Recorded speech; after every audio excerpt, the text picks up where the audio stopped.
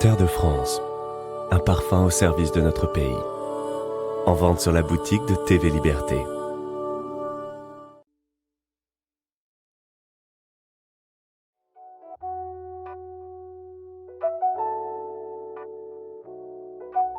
En plein délire mémoriel Black Lives Matter, des statues de l'empereur Napoléon ont récemment été attaquées, vandalisées à la peinture rouge. La raison, Napoléon a rétabli l'esclavage en 1802, provoquant ainsi, naturellement, 200 ans plus tard, la colère sincère et dévouée de certains. Alors pourquoi le premier consul a-t-il fait ce choix? Dans quel contexte? Quelles en ont été les conséquences réelles? Et surtout, ces chers militants savent-ils que l'empereur a également aboli la traite des Noirs en 1815? C'est l'objet de cet épisode qui se propose, comme toujours, de remettre les choses dans leur contexte, de mettre les choses en perspective afin d'éviter la surenchère idéologique et les interprétations faussées de l'histoire pour des raisons bassement politiques. Bon, je sais très bien qu'ils vont pas le regarder cet épisode, et quand bien même le regarderaient-ils, est-ce qu'ils le comprendraient? Mystère. Mais bon, ça mange pas de pain, et puis pour moi, ça fait une occasion en plus de parler de Napoléon. En plus, ça fera plaisir à Martial, alors pourquoi se priver? Allez, c'est parti.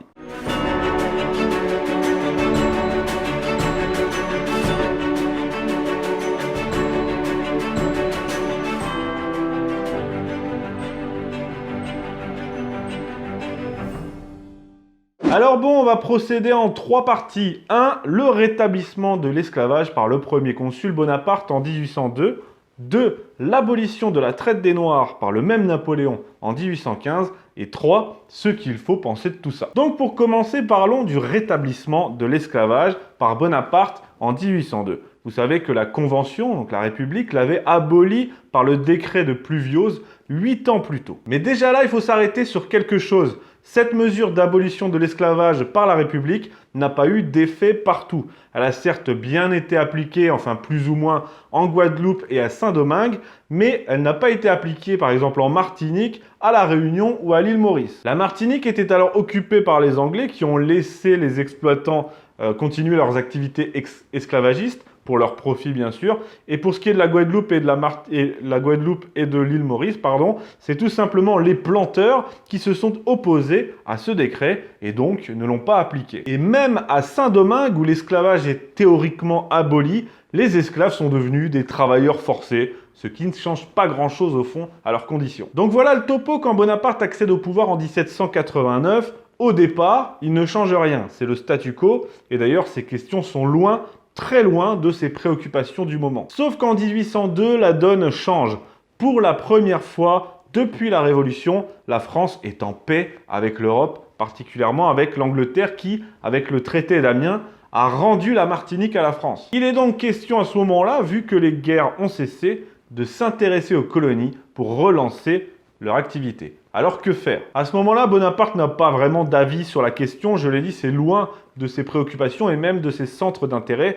Il dira tout de même en 1799, donc après sa prise de pouvoir, je le cite, « Nous ne devons pas retirer la liberté à des hommes à qui nous l'avons donnée. » Donc voilà, il était même plutôt favorable au maintien de l'abolition. Mais son entourage, lui, a un avis bien tranché sur la question. Il était entouré par de puissants hommes d'affaires et par un véritable lobby colonial, dont Cambacérès, qui était le deuxième consul, et Talleyrand, toujours dans les bons coups. Durant les négociations préliminaires au traité d'Amiens, il dira donc plus pragmatiquement, je cite, « La continuation de la traite est envisagée jusqu'à ce que le gouvernement français aura pu trouver un accord avec le gouvernement britannique et d'autres gouvernements pour supprimer la traite d'un commun accord. » Ça veut dire quoi? Ça veut dire qu'il songe non pas à rétablir l'esclavage, mais à le maintenir tel qu'il était resté, parce qu'il parle bien de continuation, car le décret de la République n'a en soi pas été appliqué, ou soit il ne l'a été qu'en théorie. Il décide donc par le décret du 20 mai 1802 de maintenir l'esclavage, je cite l'article 1, « Dans les colonies restituées à la France en exécution du traité d'Amiens du 6 germinal an 10, l'esclavage sera maintenu conformément aux lois et règlements antérieurs à 1789. » Alors pourquoi ce choix? Pourquoi ne pas faire celui de poursuivre l'œuvre de la République avec l'abolition totale? Pour 2 raisons très simples et très pragmatiques, comme on en a l'habitude avec Napoléon. 1. Des raisons géopolitiques. des raisons d'ordre public. Raison géopolitique tout d'abord, je l'ai dit, l'Angleterre vient de nous rendre la Martinique, on est en paix et il faut que les colonies redémarrent. Et Bonaparte tient à reconstituer l'empire colonial. Le lobby qui l'entoure l'y pousse déjà, mais surtout, il serait dangereux pour la France d'abolir l'esclavage à ce moment-là. Tout d'abord, ça serait un énorme coup à son commerce dans un monde où absolument tout le monde le pratique. Et ensuite, ça donnerait des idées aux esclaves des autres colonies, les colonies des autres puissances qui donc ne l'accepteraient pas. Ainsi, on voit qu'à ce moment-là, abolir l'esclavage peut être à la fois un désastre économique, car Saint-Domingue représente à elle seule plus de la moitié de la production mondiale de sucre, et aussi un facteur de guerre vis-à-vis des autres pays. Ah, c'est facile de condamner 200 ans plus tard comme ça, en plus pour des raisons bassement idéologiques, mais quand on est aux commandes, avec toutes les contraintes, les pressions, l'équilibre fragile de la paix, l'économie, c'est une autre histoire. Bref, voilà pour les raisons géopolitiques, mais je vous ai dit qu'il y avait aussi des raisons d'ordre public. Pourquoi? Tout simplement parce qu'à Saint-Domingue, à ce moment-là, il y avait un certain Toussaint Louverture, général noir de la Révolution, qui, non content d'avoir chassé les Anglais et les Espagnols, veut maintenant l'indépendance totale. En 1801, il se proclame donc gouverneur à vie de Saint-Domingue, alors que dans le même temps, des révoltes éclatent en Guadeloupe. Il faut que Bonaparte y remette de l'ordre et c'est ainsi qu'il va monter une expédition confiée à Leclerc. Pour cela, il se montre même très clément avec Toussaint Louverture, mais ce dernier ne cédera pas. Ça donnera lieu à une guerre terrible avec des massacres des deux côtés. Et je dis bien des deux côtés, il faut arrêter de ne voir que les atrocités commises par les Français, notamment sous les ordres de Rochambeau. Parce que d'un côté, il y a eu des exécutions, des cruautés. Oui, les Français avaient même fait venir des dogs de Cuba, qui étaient des gros molosses dressés pour tuer les insurgés. Mais de l'autre, on ne compte plus également les massacres horribles commis par ces mêmes insurgés qui n'hésitaient pas à tuer tous les blancs, les métis, égorger les femmes, les enfants, les vieillards, etc.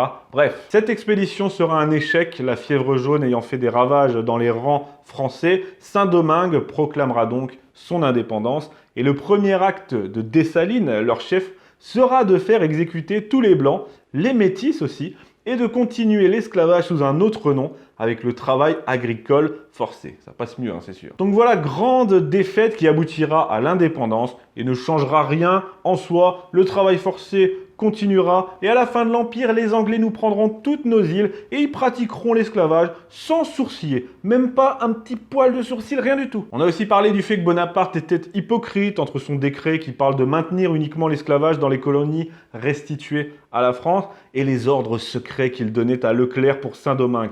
Oui, il a joué double jeu, il a joué le politique à Saint-Domingue, il savait très bien que l'esclavage il serait maintenu là aussi, mais pour ce qui est de ces fameux ordres secrets dont on parle, ils étaient simplement de déporter en France les chefs insurgés, et au final, il n'a eu aucun contrôle direct sur les événements qui ont pu se produire pendant cette guerre, sur les massacres, etc. Donc résumons, si Bonaparte n'a non pas rétabli mais plutôt maintenu l'esclavage en 1802, c'est pour des raisons exclusivement géopolitiques et d'ordre public. Ce texte ne fait, je le répète, que maintenir l'esclavage là où il n'avait même pas totalement disparu ou à peine pour la forme. Parlons maintenant, pour finir, et ça va pas prendre longtemps, de son abolition de la traite des Noirs en 1815. Car oui, les BLM hystériques et incultes l'ignorent sans doute, Napoléon a également aboli cette même traite quelques années plus tard, en 1815. Mais là, par contre, je ne vais pas du tout aller dans le sens de certains qui, je ne sais pour quelle raison, on dirait qu'ils essayent de convaincre ces décérébrés d'Antifa, je ne sais pas pourquoi, mais certains donc brandissent cette abolition de 1815 comme un gage d'humanisme. Vous savez, c'est genre, regardez, amis Antifa, Napoléon était des vôtres, il a aboli la traite. Mais à quoi ça sert de faire ça? À quoi ça sert? Déjà, c'est se battre avec les armes de l'ennemi, avec les mots de l'ennemi, avec la pensée de l'ennemi, donc sur son terrain. Et en plus, ils en ont rien à carrer, ils ne défendent pas la vérité, ils défendent une idéologie. En plus, ils savent pas lire. On a d'ailleurs vu récemment, dimanche, que la statue de Joséphine de Beauharnais, qui était déjà décapitée à Fort-de-France en Martinique, eh bien, elle a été déboulonnée, comme on dit ça. Ils l'ont fait tomber au sol, alors que Joséphine n'a joué aucun rôle dans cette affaire d'esclavage, de traite des Noirs, etc. C'était juste une idée reçue, ils n'ont pas été plus loin, ça leur suffit. Donc bref, brandir l'abolition de la traite des Noirs en 1815 pour faire passer Napoléon pour un humaniste, Non. Cet argument, non. Et en plus, il n'est même pas valide.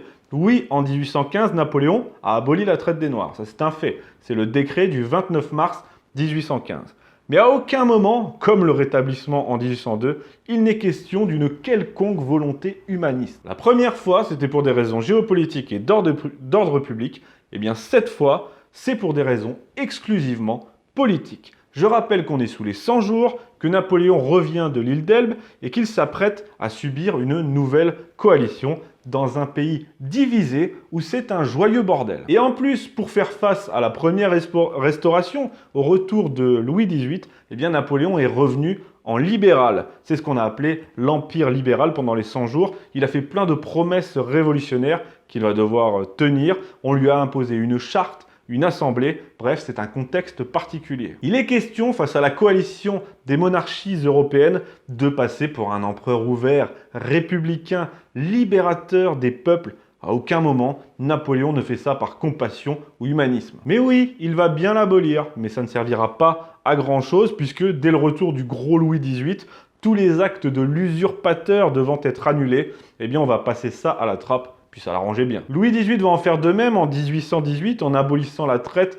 mais avec des règles floues, inapplicables et d'ailleurs inappliquées. Il faudra attendre 1848 pour un abolissement réel de l'esclavage. Voilà, je pense qu'on a fait le tour. Je conclurai comme toujours en disant qu'il faut arrêter de moraliser l'histoire, surtout pour des raisons idéologiques, et que ça vaut dans les deux sens. J'espère que ça vous a plu. N'oubliez pas les pouces bleus. J'attends votre avis en commentaire. Merci et à bientôt.